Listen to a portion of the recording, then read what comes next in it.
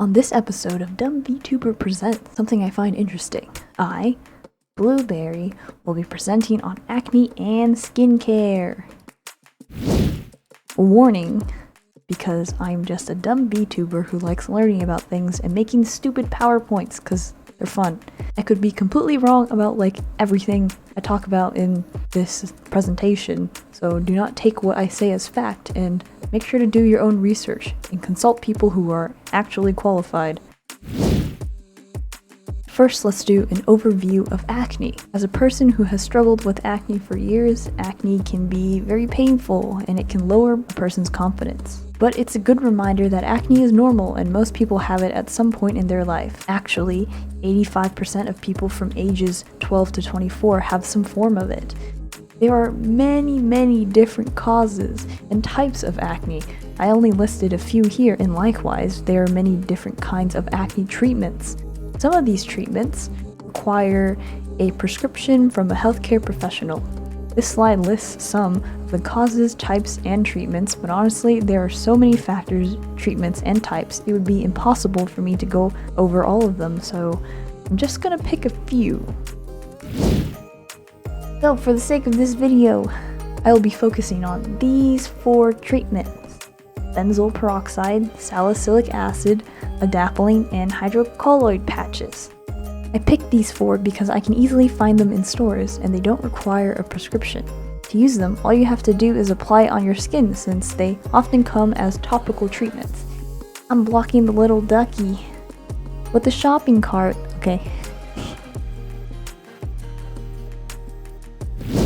First off, we have benzoyl peroxide. Benzoyl peroxide targets bacteria, though it reduces the amount of acne-causing bacteria. Therefore, it can help reduce acne. It is generally used to treat mild to moderate acne. Benzoyl peroxide often causes dry skin, and it can possibly increase the risk of sun sensitivity. So, make sure to use good moisturizer and sunscreen. That being said, you should be using a good moisturizer and sunscreen regardless.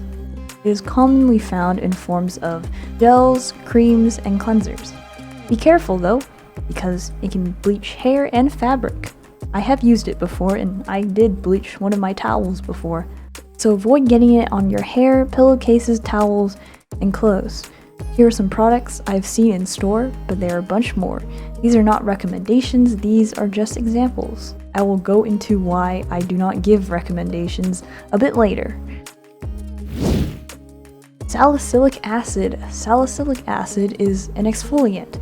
It helps with the dead cells on the top layer of your skin and helps decrease the redness and swelling from inflammation. Salicylic acid can be drying to the skin and also might increase the risk of sun sensitivity, so as always, use a good moisturizer and sunscreen. Salicylic acid is a product that is easily found in drugstores. It comes in gels, creams, cleansers, and many other forms. I've even seen it infused in pimple patches.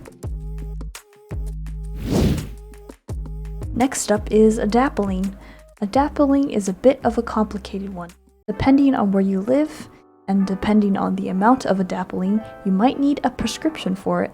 However, in the US, you can get it over the counter at 0.1%. I will be talking about it at the 0.1% amount. Adapalene regulates cell turnover, and it can decrease swelling and redness from inflammation. It generally treats mild to mildly severe acne. Adapalene requires constant use and often takes many weeks to see any change. Therefore, it is important to use adapalene for the full time of treatment as directed on the product. It may increase skin sensitivity with other products, so be careful with other products that you're using. It might also increase the risk of sun sensitivity, so always use a moisturizer and sunscreen.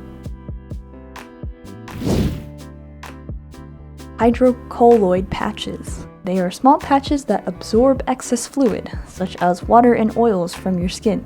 They can be used as a physical barrier to protect a pimple from dirt, bacteria, hands that pick at pimples. And I personally noticed that they work best on a open pimple, and I like to use them overnight. I've seen others use it under makeup, And in order to get them to stick, I find that it is best to stick them onto clean skin. It can possibly cause dry skin. After applying the patch on clean dry skin, I apply moisturizer to the rest of my face. And as always, there is always a possibility of something causing more skin sensitivity. So, just as a reminder, everyone's skin is different. What works for one person might give you a really bad skin reaction, and it might not work for you. So that's why I gave examples and not recommendations. Secondly, make sure to patch test a product before use. Check to see if you have a skin reaction to a product or if it causes any skin sensitivity first. Check the directions on the packaging on a product and make sure to use as directed.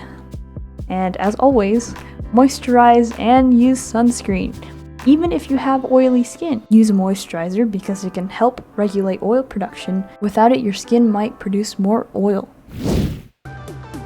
Thanks for watching. Please consider liking and subscribing if you want to. Okay, bye.